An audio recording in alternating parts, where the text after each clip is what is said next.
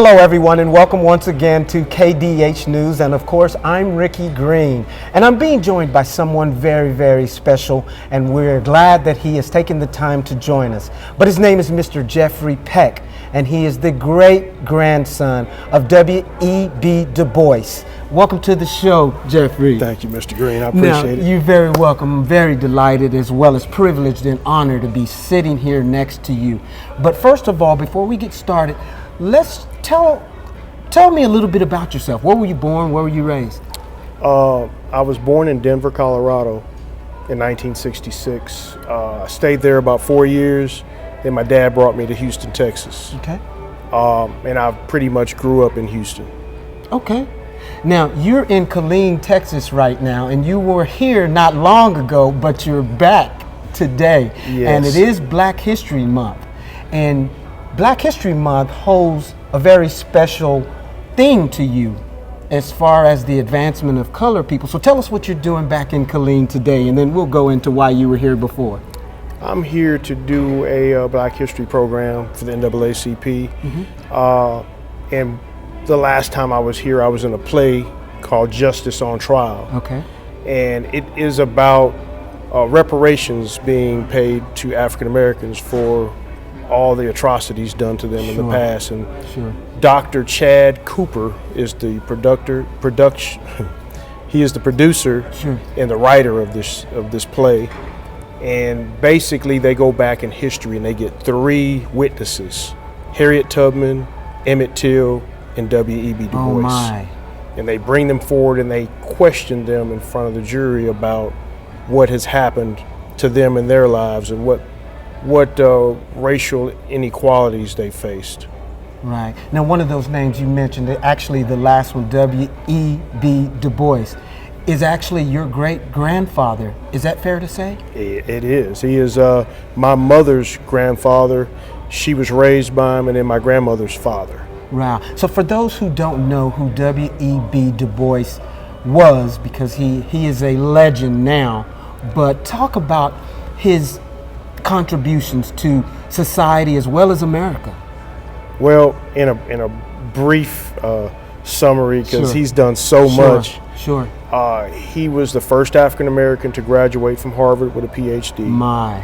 And he started the Niagara movement, and it was named because they wouldn't allow them to have a meeting on the United States side, so they went across to the Canada borders of Niagara and had Niagara Falls and had the meeting. Sure. And the Canadians would allow them to have the meeting. Sure. All the things that you know as far as that Martin Luther King was fighting for, my great-grandfather, he was the one who put all this into place, fighting for rights, not only for men, women, but at his time, white women couldn't vote and they didn't have rights. So they were part of this puzzle that we're speaking of. He formed a group called the Information Center, fighting for nuclear weapons to be omitted from the wars that were being fought because so many people were dying. And he was trying to talk all these countries to sitting down and discussing their differences instead of going into full-face wars and killing so many innocent people. And a lot of people don't know that about him. He wrote some old Negro hymns. He was a music writer. And then he wrote several books. Probably one of my favorites is the Philadelphia Negro. He went door to door in the 7th Ward and asked black people, what are you eating? How much sleep are you getting? Where do you work? How much education have you had? And he did this first social study of black people in the world, not just in the United States, but in the world. So as he did these studies, many governments looked at what he was doing to try to figure out some things about black people, because nobody had ever really done research on us. He was more so interested in black history. Everybody else's history was being recorded but ours. So he was just instrumental in fighting alongside of people like Ida B. Wells, William Trotter. He was instrumental in seeing that we got the rights that we deserve. He was picketing back then as well, And he wasn't just picketing in the United States. He was in other countries picketing. Impressive. He, you know how in our day we'd get a magazine like Ebony, where we're talking about black people. Yes, sir. Well, in his day, he was doing a magazine called The Crisis, and it went nationwide, and then it started going worldwide. But black people could pick up a magazine and read about themselves. Sure. Because every other magazine was about all the others except us. So we were omitted from books and magazines up until that point. My. So, when I think about the joy I got picking up Ebony or Jet and reading articles, I could imagine in that time, in that situation, Absolutely. how a black person could pick up a book and read about somebody who's graduating from Yale or Harvard, or they could see things that are going on, movements that are going on around the country and become a part of it. But he just, kind of like how the internet is enlightening us and things that we typically wouldn't know about, he was enlightening black America. When there was no internet. There was no other way for them to know what was going on. That's but amazing. this magazine put a spotlight on black lives. Wow. Such an amazing story, such amazing background. Obviously, one of the first civil rights pioneers who inspired others to fight for civil rights. Yes. We're not going to hold you much longer, but tell us, did you know your grandfather? Well, unfortunately, I was born... Your great-grandfather, I'm right, sorry. Right, that's okay. I was born 3 years too late to meet him, but my brother, who is 9 years older than I, had a chance to meet him, and he kind of pokes at me all the time that I got to meet our great-grandfather, and I poke back and say, well, I look more like him than you do. Right. So, right. But he remembers a lot from it, and he's got on his Facebook page a picture of Dr. Dubois holding him in his arms. Is that right? So unfortunately, I didn't get to meet him, but Mom painted all these pictures to where I almost felt as if I knew him, just from all the stories she's given me over the last 40 years. So unfortunately, I didn't get to meet him, but I wished I had of, and I'm very proud to be part of this family.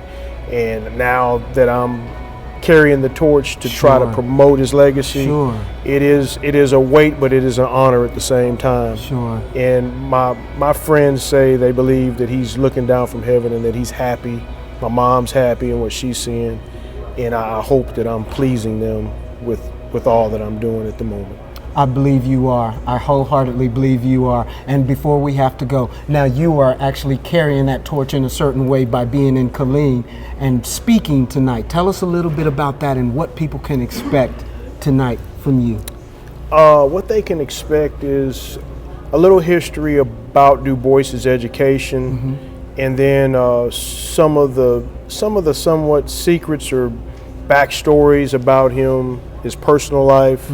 How he felt about his trip to Germany, how he met my great-grandmother and what caused him to choose her, his feelings about Ida B. Wells, and just some tidbits about some of the hobbies that he was into, his favorite colors, what he liked to eat, languages that he spoke, places that he visited that he enjoyed. One tidbit I'll pass is my mom talked about a visitor that used to come to the house very often. Really? And they would close the doors and talk for hours. Albert Einstein. Is that right? Yes, sir. He was friends with a lot of actors and singers, artists, anybody that was doing something positive that was African American, he attached himself to. Doctors, lawyers. Because he wanted Black America. He did articles on him. He wanted Black America to see these black people are doing great things, and you can too if you decide you want to. Anything that you want to achieve, you can do it. Don't let anybody tell you that you can't. And that was his message. His message to Black America is we are great. We're just as good as anyone else.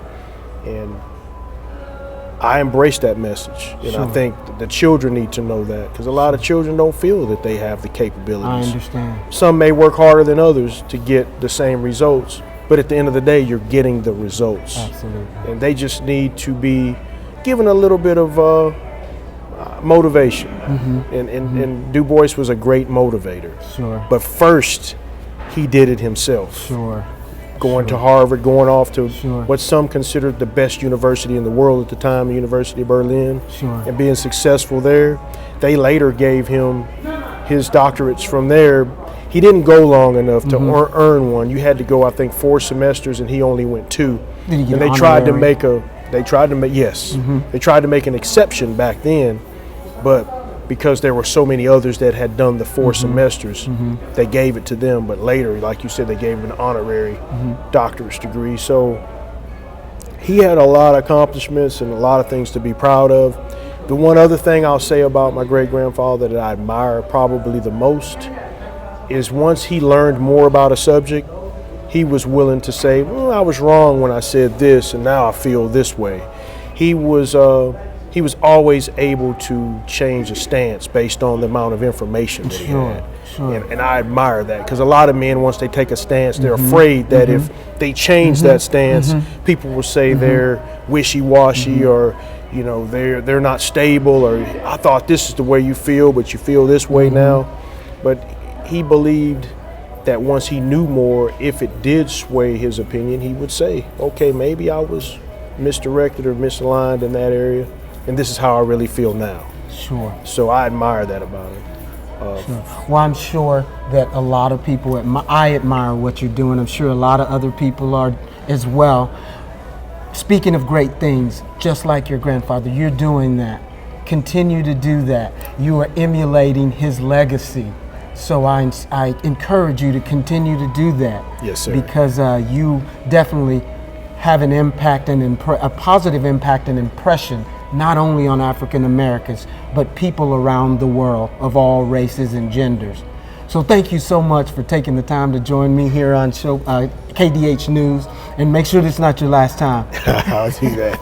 Thank you, sir. I wish you much continued success in your life, in your endeavors, and in your career. Thank you, sir. And I thank you for staying tuned in to KDH News. Of course, I'm Ricky Green. I've been joined by the grandson of the late W.E.B. Dubois, Mr. Jeffrey Peck. Thank you for joining us. Ricky Green, KDH News.